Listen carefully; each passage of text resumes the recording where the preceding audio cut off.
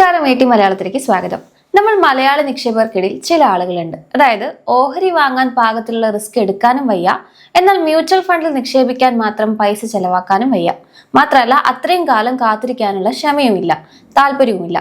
തിളക്കം സിനിമയിൽ ഹരിശ്രീ അശോകനോട് കൊച്ചിൻ അനീഫ പറയുന്ന പോലെ പാന്റ് വേണ്ട, ട്രൗസർ മതി, പക്ഷെ ഉപ്പൂറ്റി വരെ നീളം വേണം. വിപണിയിൽ അങ്ങനെ ഒരു ഓപ്ഷൻ കിട്ടിയാൽ എത്ര നന്നായിരുന്നു അല്ലെ? അതായത് ഓഹരികൾ വാങ്ങുന്നതിന്റെ റിസ്ക് പാടില്ല, എന്നാൽ മ്യൂച്വൽ ഫണ്ട് നിക്ഷേപം പോലെ പെട്ടെന്ന് വിൽക്കാൻ പറ്റാത്ത നിക്ഷേപമാകാനും പാടില്ല. അങ്ങനെ ഒരു നിക്ഷേപ മാർഗമുണ്ട്. സിംഗിൾ സ്റ്റോക്കുകളുടെ റിസ്ക് ഇല്ലാതെ മ്യൂച്വൽ ഫണ്ടിനേക്കാൾ കുറഞ്ഞ ചെലവിൽ ആർക്കും വളരെ ലളിതമായി നിക്ഷേപിക്കാൻ പറ്റുന്ന ഈ നിക്ഷേപ മാർഗത്തെക്കുറിച്ചാണ് ഇന്ന് നമ്മൾ മനസ്സിലാക്കുന്നത്. നിങ്ങളൊരു തുടക്കക്കാരനോ അതോ സമയം ഒട്ടുമില്ലാത്ത തിരക്കുള്ള ഒരാളോ ഒക്കെ ആണെങ്കിൽ നിങ്ങൾക്ക് പറ്റിയ ഏറ്റവും മികച്ച ഇൻവെസ്റ്റ്മെന്റ് ഓപ്ഷൻ കൂടിയായ എക്സ്ചേഞ്ച് ട്രേഡഡ് ഫണ്ടിനെ കുറിച്ചാണ് പറഞ്ഞു വരുന്നത്. എന്താണ് ETF, ഇത് എങ്ങനെ പ്രവർത്തിക്കുന്നു, ഇതിന്റെ ഗുണങ്ങളും ദോഷങ്ങളും എന്തൊക്കെ, അങ്ങനെ ഒരു കംപ്ലീറ്റ് ഗൈഡാണ് ഇന്നത്തെ വീഡിയോ. ഒരു ഇൻവെസ്റ്റ്മെന്റ് ഫണ്ടാണ് ETF അഥവാ എക്സ്ചേഞ്ച് ട്രേഡഡ് ഫണ്ട്.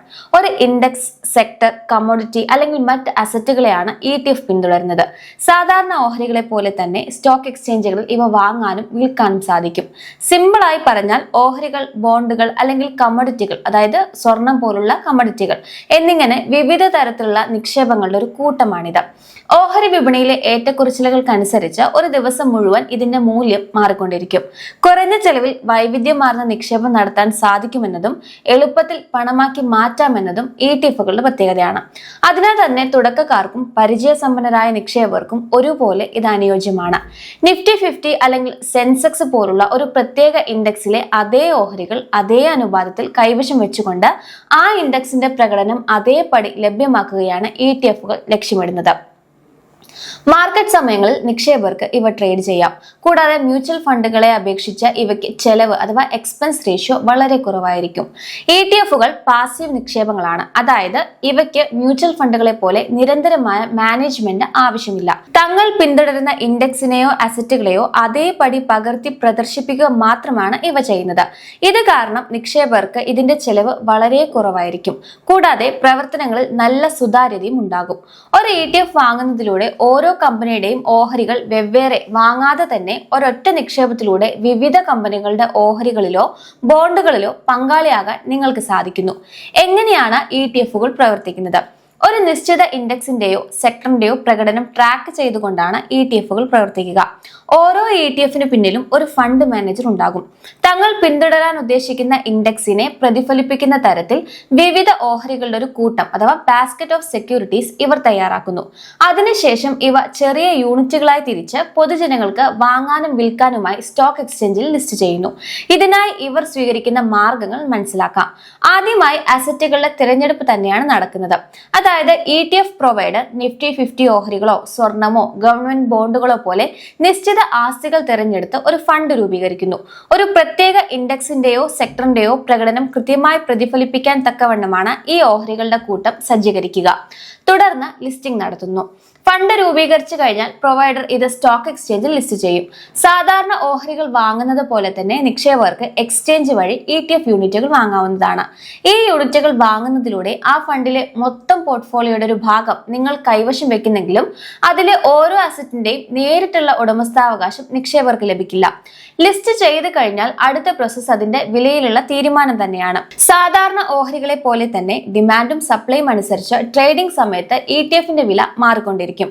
മ്യൂച്വൽ ഫണ്ടുകളുടെ വില ദിവസത്തിൽ ഒരിക്കൽ മാത്രം നിശ്ചയിക്കപ്പെടുമ്പോൾ ETFകൾ മാർക്കറ്റ് സമയത്ത് എപ്പോൾ വേണമെങ്കിലും ട്രേഡ് ചെയ്യാമെന്നത് നിക്ഷേപകർക്ക് കൂടുതൽ സൗകര്യം നൽകുന്നു.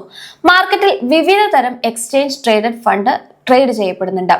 നിക്ഷേപകരുടെ ലക്ഷ്യങ്ങൾക്കനുസരിച്ച് തിരഞ്ഞെടുക്കാൻ സാധിക്കുന്ന വിധത്തിൽ നിക്ഷേപിക്കുന്ന മേഖലകളെ അടിസ്ഥാനമാക്കി ഈ ETFകളെ തരംതിരിക്കുന്നുണ്ട്. ഇക്വിറ്റി അല്ലെങ്കിൽ മാർക്കറ്റ് ETFകൾ തന്നെയാണ് ആദ്യത്തേത്. നിഫ്റ്റി 50 അല്ലെങ്കിൽ സെൻസെക്സ് പോലുള്ള പ്രധാന ഓഹരി സൂചികകളെ പിന്തുടരുന്നവയാണിവ. വിപണിയുടെ മൊത്തത്തിലുള്ള പ്രകടനത്തിലോ അല്ലെങ്കിൽ വിപണിയുടെ ഒരു പ്രത്യേക വിഭാഗത്തിലോ ഭാഗമാകാൻ ഇത് നിക്ഷേപകരെ സഹായിക്കുന്നു. തീമാറ്റിക് അല്ലെങ്കിൽ സെക്ടർ ETFകളാണ് അടുത്തത്. ഒരു പ്രത്യേക വ്യവസായ മേഖലയെയോ പ്രമേയത്തെയോ കേന്ദ്രീകരിച്ചാണ് ഇവ പ്രവർത്തിക്കുന്നത്. ഉദാഹരണത്തിന് ഫാർമസ്യൂട്ടിക്കൽസ്, ടെക്നോളജി അല്ലെങ്കിൽ ഓയിൽ സെക്ടറുകൾ. വിപണിയെ മൊത്തത്തിൽ പിന്തുടരുന്നതിന് പകരം ഒരു പ്രത്യേക മേഖലയിലെ കമ്പനികളുടെ ഓഹരികളുടെ കൂട്ടത്തിലാണ് ഇവ നിക്ഷേപം നടത്തുന്നത്. കമ്മോഡിറ്റി ETFകളാണ് അടുത്തത്. സ്വർണം, വെള്ളി അല്ലെങ്കിൽ ക്രൂഡ് ഓയിൽ പോലുള്ള കമ്മോഡിറ്റികളുടെ വിലയിൽ ഉണ്ടാകുന്ന മാറ്റങ്ങളെയാണ് ഇവ പിന്തുടരുന്നത്. സ്വർണമോ മറ്റു ലോഹങ്ങളോ നേരിട്ട് വാങ്ങി സൂക്ഷിക്കാതെ തന്നെ കമ്മോഡിറ്റി മാർക്കറ്റിൽ നിക്ഷേപം നടത്താൻ ഈ ETF-കൾ നിങ്ങളെ സഹായിക്കും. ഇന്റർനാഷണൽ ETF-കളാണ് അടുത്തത്. ഇത് വിപണിയിൽ ലഭ്യമാണ്. അമേരിക്കയിൽ നാസ്ഡാക്ക് 100 അല്ലെങ്കിൽ ഹോങ്കോങ്ങിലെ ഹാങ് സെങ് പോലുള്ള വിദേശ വിപണികളിൽ നിക്ഷേപിക്കാൻ ഇവ സഹായിക്കുന്നുണ്ട്. നിങ്ങളുടെ പോർട്ട്ഫോളിയോയിലേക്ക് അന്താരാഷ്ട്ര ആസ്തികൾ ഉൾപ്പെടുത്തി വൈവിധ്യവൽക്കരിക്കാൻ ഇത് വളരെ ലളിതമായൊരു വഴിയാണ്.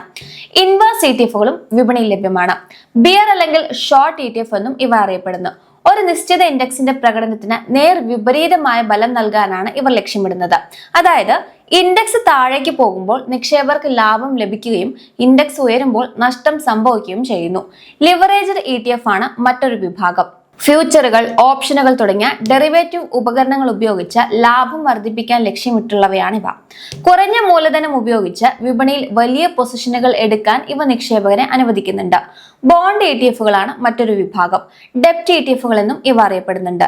സ്ഥിര വരുമാനം നൽകുന്ന സെക്യൂരിറ്റികളിലാണ് അഥവാ ഫിക്സഡ് ഇൻകം സെക്യൂരിറ്റികളാണ് ഇവർ നിക്ഷേപിക്കുന്നത്. ഈ ബോണ്ടുകളിൽ നിന്നുള്ള പലിശ വരുമാനം നിക്ഷേപകർക്ക് ഇതിലൂടെ ലഭ്യമാകുന്നു. എല്ലാ നിക്ഷേപ മാർഗം പോലെ ETF-കൾക്കും അഡ്വാൻറ്റേജും ലിമിറ്റേഷൻസും ഉണ്ട്. ഭൂരിഭാഗം ETF-കളും പാസീവ് മാനേജ്മെന്റ് രീതിയാണ് പിന്തുടരുന്നത്. ഇത് ഫണ്ട് മാനേജറുടെ വ്യക്തിപരമായ താല്പര്യങ്ങൾ ഒഴിവാക്കാനും നിക്ഷേപം കൂടുതൽ സുതാര്യമാക്കാനും സഹായിക്കുന്നുണ്ട്. ഇതൊരു പോസിറ്റീവായി പറയാം. എന്നാൽ ഇവ ഒരു ഇൻഡെക്സിനെ അതേപടി പിന്തുടരുന്നതിനാൽ വിപണിയേക്കാൾ വലിയ ലാഭം ഉണ്ടാക്കാൻ പ്രത്യേക തന്ത്രങ്ങളൊന്നും ഇവിടെ ഉപയോഗിക്കാറില്ല എന്നത് ഒരു പോരായ്മയാണ്. സാധാരണ ഓഹരികളെ പോലെ എക്സ്ചേഞ്ചുകൾ ട്രേഡ് ചെയ്യും എന്നതിനാൽ തുടക്കക്കാർക്കും പരിചയസമ്പന്നർക്കും ഒരുപോലെ ETF-കൾ എളുപ്പത്തിൽ മനസ്സിലാക്കാൻ സാധിക്കുമെന്നത് ഒരു പോസിറ്റീവാണ്. എങ്കിലും വളരെ സങ്കീർണമായ സാമ്പത്തിക പ്ലാനിങ്ങോ വ്യക്തിഗത നിക്ഷേപ തന്ത്രങ്ങളോ ആഗ്രഹിക്കുന്നവർക്ക് ഈ ലാളിത്യം ചിലപ്പോൾ മതിയാകണമെന്നില്ല. ETF-കളിൽ ഓഹരികൾ വാങ്ങുന്നതും വിൽക്കുന്നതും കുറവായതിനാൽ ഇടപാട് ചെലവുകൾ കുറയുകയും നികുതി ലാഭിക്കാൻ നിക്ഷേപകർക്ക് സാധിക്കുകയും ചെയ്യുന്നു. പക്ഷേ ഇങ്ങനെ കുറഞ്ഞ തോതിൽ മാത്രം മാറ്റങ്ങൾ വരുത്തുന്നത് നിക്ഷേപത്തിന്റെ ഫ്ലെക്സിബിലിറ്റിയെ ബാധിച്ചേക്കാം. ശരിയായ സമയത്ത് ഓഹരികൾ മാറ്റുന്നതിലൂടെ ലഭിക്കാവുന്ന അധിക ലാഭം ചിലപ്പോൾ ഇതിലൂടെ നഷ്ടമായേക്കാം. മറ്റ് നിക്ഷേപങ്ങളെ അപേക്ഷിച്ച് ETF-കൾക്ക് എക്സ്പെൻസ് റേഷ്യോ വളരെ കുറവാണെന്നത് വലിയൊരു നേട്ടമാണ്. ഇത് ദീർഘകാല അടിസ്ഥാനത്തിൽ നിക്ഷേപകന് ലഭിക്കുന്ന ആകെ ലാഭം വർദ്ധിപ്പിക്കാൻ സഹായിക്കുന്നുണ്ട്. എന്നാൽ ചില പ്രത്യേക സെക്ടറുകളിലോ തീമുകളിലോ നിക്ഷേപിക്കുന്ന സ്പെഷ്യലൈസ്ഡ് ETF-കൾക്ക് സാധാരണ ഇൻഡെക്സ് ഫണ്ടുകളേക്കാൾ അല്പം കൂടുതൽ ഫീസ് നൽകേണ്ടി വന്നേക്കാം. ഇത് ഒരു പോരായ്മയാണ്. കൂടുതൽ ആളുകൾ ട്രേഡ് ചെയ്യുന്ന ETF-കൾ എളുപ്പത്തിൽ പണമാക്കി മാറ്റാൻ സാധിക്കും. അതായത് മാർക്കറ്റ് സമയത്ത് എപ്പോൾ വേണമെങ്കിലും നിങ്ങൾക്ക് ഇവ വാങ്ങാനോ വിൽക്കാനോ കഴിയും. പക്ഷേ ട്രേഡിംഗ് വോളിയം കുറഞ്ഞ ചില ETF-കളിൽ ആവശ്യത്തിന് വാങ്ങുന്നവരെയോ വിൽക്കുന്നവരെയോ കിട്ടാൻ പ്രയാസമായിരിക്കും. ഇത് ലാഭകരമായ രീതിയിൽ വലിയ ട്രേഡുകൾ നടത്തുന്നതിന് തടസ്സമായേക്കാം. ETF-കൾ നിക്ഷേപിച്ചാൽ നമുക്ക് എന്ത് ഗുണമാണ് ഉള്ളത്? ETF-കൾ നിക്ഷേപിക്കുന്നത് പലതരത്തിലുള്ള നേട്ടങ്ങൾ നൽകും. അതുകൊണ്ടാണ് ലോകമെമ്പാടുമുള്ള നിക്ഷേപകർക്കിടയിൽ ഇതൊരു ജനപ്രിയ മാർഗമായി മാറിയത്. ഡൈവേഴ്സിഫിക്കേഷൻ തന്നെയാണ് ഏറ്റവും വലിയ നേട്ടം. ഒരൊറ്റ ETF വാങ്ങുന്നതിലൂടെ 10-100 കമ്പനികളുടെ ഓഹരികളിൽ ഒരേ സമയം നിങ്ങൾക്ക് പങ്കാളിയാകാം. നിങ്ങളുടെ പണം ഏതെങ്കിലും ഒരു കമ്പനിയെ മാത്രം ആശ്രയിച്ചല്ലാത്തതിനാൽ ഒരു ഓഹരിക്കുണ്ടാകുന്ന തകർച്ച നിങ്ങളുടെ മൊത്തം നിക്ഷേപത്തെ ബാധിക്കില്ല. ഇത് നിക്ഷേപത്തിലെ റിസ്ക് കുറയ്ക്കാൻ സഹായിക്കുന്നു. ലോ കോസ്റ്റ് തന്നെയാണ് മറ്റൊരു വലിയ നേട്ടം. മ്യൂച്വൽ ഫണ്ടുകളുമായി താരതമ്യം ചെയ്യുമ്പോൾ ETF-കൾക്ക് എക്സ്പെൻസ് റേഷ്യോ വളരെ കുറവാണ്. ഇവ പാസീവായി നിയന്ത്രിക്കപ്പെടുന്ന ഫണ്ടുകൾ ആയതുകൊണ്ട് തന്നെ ഫണ്ട് മാനേജ്മെന്റ് ചിലവുകൾ വളരെ കുറവായിരിക്കും. ഇത് ദീർഘകാല അടിസ്ഥാനത്തിൽ നിക്ഷേപകർക്ക് കൂടുതൽ ലാഭം ലഭിക്കാൻ സഹായിക്കുന്നുണ്ട്. ലിക്വിഡിറ്റി മറ്റൊരു പോസിറ്റീവായ കാര്യമാണ്. ഓഹരി വിപണി പ്രവർത്തിക്കുന്ന സമയത്ത് എപ്പോൾ വേണമെങ്കിലും നിങ്ങൾക്ക് ETF-കൾ വാങ്ങാനോ വിൽക്കാനോ സാധിക്കും. ഈ റിയൽ ടൈം ട്രേഡിംഗ് സൗകര്യം നിക്ഷേപകർക്ക് വലിയ ഫ്ലെക്സിബിലിറ്റി നൽകുന്നുണ്ട്. മാർക്കറ്റിലെ മാറ്റങ്ങൾക്കനുസരിച്ച് പെട്ടെന്ന് തീരുമാനങ്ങൾ എടുക്കാൻ ഇത് നിങ്ങളെ സഹായിക്കും. ട്രാൻസ്പെറൻസിയാണ് പറയേണ്ട മറ്റൊരു ക്വാളിറ്റി. നിങ്ങളുടെ പണം ഏതൊക്കെ കമ്പനികളാണ് നിക്ഷേപിച്ചിരിക്കുന്നതെന്ന് ദിവസേന പരിശോധിക്കാൻ വേണ്ടി സാധിക്കും. മ്യൂച്വൽ ഫണ്ടുകൾ മാസത്തിൽ ഒരിക്കലോ 3 മാസത്തിൽ ഒരിക്കലോ മാത്രം നിക്ഷേപ വിവരങ്ങൾ പുറത്തുവിടുമ്പോൾ ETF-കൾ എല്ലാ ദിവസവും ഈ വിവരങ്ങൾ വെളിപ്പെടുത്തുന്നുണ്ട്. ഇത് നിക്ഷേപത്തിൽ കൂടുതൽ വ്യക്തത നൽകുന്നുണ്ട്. ടാക്സ് എഫിഷ്യൻസിയാണ് മറ്റൊരു നേട്ടം. മ്യൂച്വൽ ഫണ്ടുകളെ അപേക്ഷിച്ച് ETF-കൾ കൂടുതൽ ടാക്സ് എഫിഷ്യന്റ് ആണ്.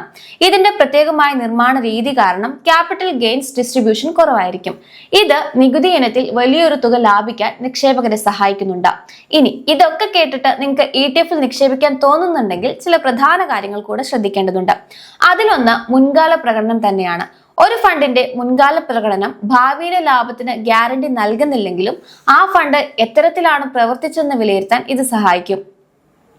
സമാനമായ മറ്റ് ഫണ്ടുകളുമായി ഇത് താരതമ്യം ചെയ്യുന്നതും ഉചിതമായിരിക്കും. ട്രേഡിംഗ് വോളിയം തന്നെയാണ് മറ്റൊരു ഫാക്ടർ. ഉയർന്ന ട്രേഡിംഗ് വോളിയം ഉണ്ടെങ്കിൽ ആ ETF-ന് നല്ല ലിക്വിഡിറ്റി ഉണ്ടെന്ന് ഉറപ്പിക്കാം. ഇത് വാങ്ങുമ്പോഴുള്ള വിലയും വിൽക്കുമ്പോഴുള്ള വിലയും തമ്മിലുള്ള വ്യത്യാസം കുറയ്ക്കാൻ സഹായിക്കും. എളുപ്പത്തിൽ വാങ്ങാനും വിൽക്കാനും സാധിക്കുന്ന തരത്തിൽ ആവശ്യത്തിന് ട്രേഡിംഗ് നടക്കുന്ന ETF-കൾ തിരഞ്ഞെടുക്കാൻ ശ്രദ്ധിക്കുക. എക്സ്പെൻസ് റേഷ്യോ തന്നെയാണ് അടുത്ത കാര്യം. ആക്റ്റീവ് ഫണ്ടുകളെ അപേക്ഷിച്ച ETF-കൾക്ക് എക്സ്പെൻസ് റേഷ്യോ കുറവാണെങ്കിലും ലഭ്യമായവയിൽ വെച്ച് ഏറ്റവും കുറഞ്ഞ റേഷ്യോ ഉള്ള ETF തിരഞ്ഞെടുക്കുന്നത് നിങ്ങളുടെ ആകെ ലാഭം വർദ്ധിപ്പിക്കാൻ സഹായിക്കും. ആർക്കാണ് ETF-കൾ കൂടുതൽ ആപ്റ്റ് ആകുക?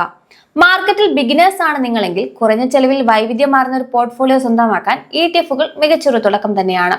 ഓഹരി വിപണിയെക്കുറിച്ച് ആഴത്തിലുള്ള അറിവില്ലെങ്കിലും ഇതിലൂടെ നിക്ഷേപം ആരംഭിക്കാം. നിക്ഷേപങ്ങൾ നിരന്തരം പരിശോധിക്കാനോ നിയന്ത്രിക്കാനോ സമയമില്ലാത്ത ബിസി പ്രൊഫഷണലുകൾക്കും ETF-കൾ ഒരു സെറ്റ് ആൻഡ് ഫോർഗെറ്റ് രീതി വാഗ്ദാനം ചെയ്യുന്നു. ഇവ തനിയെ ഇൻഡെക്സിനെ പിന്തുടരുന്നതിനാൽ നിങ്ങളുടെ സമയം ലാഭിക്കാം. ഇനി തുടക്കത്തിൽ നമ്മൾ പറഞ്ഞ കൂട്ടരാണ്, അതായത് കോസ്റ്റ് കോൺഷ്യസ് ആയിട്ടുള്ള ഇൻവെസ്റ്റേഴ്സ് ഇല്ലേ? കുറഞ്ഞ എക്സ്പെൻസ് റേഷ്യോ ഉള്ളതിനാലും ഫണ്ട് മാനേജ്മെന്റ് ഫീസുകൾ ഇല്ലാത്തതിനാലും നിക്ഷേപ ചെലവ് പരമാവധി കുറയ്ക്കാൻ ആഗ്രഹിക്കുന്നവർക്ക് ഇത് ഏറ്റവും അനുയോജ്യമാണ്. ലോങ് ടേം ഇൻവെസ്റ്റേഴ്സ് ആണ് നിങ്ങളെങ്കിൽ ETF ഒരു ബെസ്റ്റ് ഓപ്ഷൻ തന്നെയാണ്. കാരണം വ്യക്തിഗത ഓഹരികളെ അപേക്ഷിച്ച് ഇതിൽ വോളറ്റിലിറ്റി കുറവായതിനാൽ സ്ഥിരമായ വളർച്ചയ്ക്ക് ഇത് സഹായിക്കും. ഇൻവെസ്റ്റേഴ്സിന് മാത്രമല്ല എക്സ്പീരിയൻസ്ഡ് ട്രേഡേഴ്സിനും ETF ഒരു ഐഡിയൽ ഓപ്ഷനാണ്.